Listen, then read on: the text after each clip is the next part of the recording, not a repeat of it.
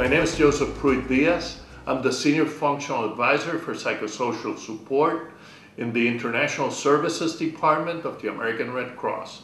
I am currently assigned to the New Delhi Technical Assistance Office. In that capacity, we provide technical assistance to American Red Cross personnel in the field in Indonesia, Sri Lanka, Maldives, and India, in terms of developing psychosocial strategies to alleviate human suffering post-tsunami.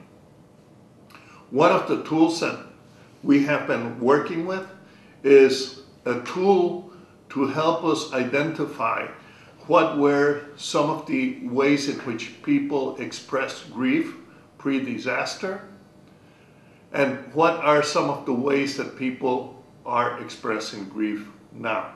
You see, the problem that we confronted was that all the assessment instruments that we had were rapid needs assessment instruments that yielded information which we already had.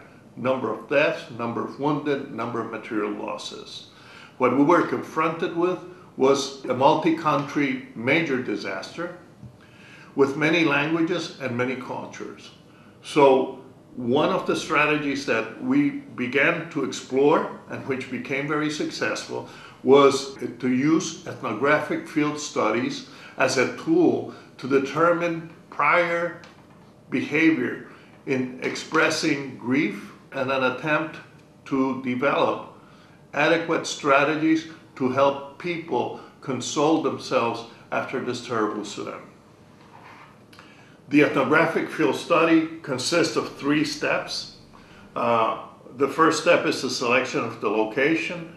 The second step is the selection of the subjects. And the third step was the method to collect data.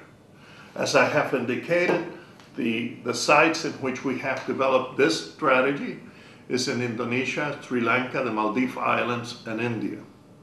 The subjects have been both survivors of the tsunami, as well as government officials and first responders. Most of those first responders come from the local Red Cross chapters, except in the Maldives Islands, where the first responders were volunteers with the government of the Maldives. The Maldives Islands do not have a Red Cross National Society. The third step, which is data collection, came about in a set of cards that were developed by the Technical Assistance Office. 192 cards were developed, and each one of these cards represents a behavior which is exhibited by people during moments of grief or of stress.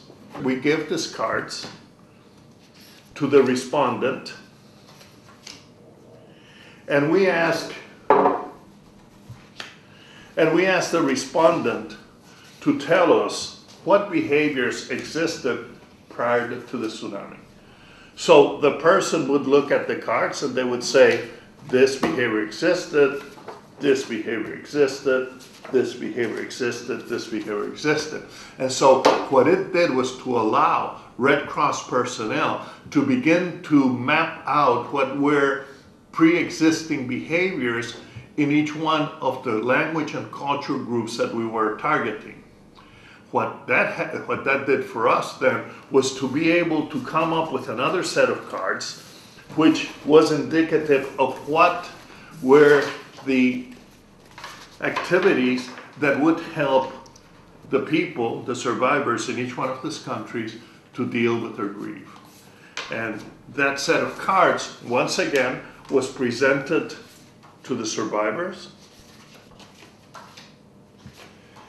And they, in turn, would share with us what were the activities that they would like the American Red Cross staff providing technical assistance to the local Red Cross National Society to help them intervene with, or to help them with that intervention, either with technical assistance or financial assistance. Most of the people wanted to find their dear ones. So tracing was a very important psychosocial activity early on past the tsunami. But as we went along, come together and begin the reconstruction process.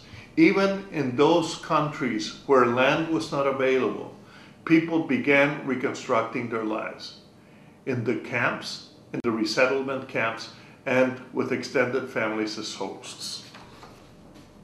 People meditated, and they wanted to meditate. They wanted to remember their loved ones, but they also wanted to find meaning in this very traumatic experience. Most mothers wanted their children to go back to school because, as we know, when we begin a social rehabilitation process or a social reconstruction process, we have three basic activities which will tell us that the community is ready to engage in the reconstruction. One is that children return to school. Second one is that women and men begin to participate in community kitchens, and then women go back to conduct domestic activities at home. And the third one is that the community itself begins to define ways in which to improve its sense of being.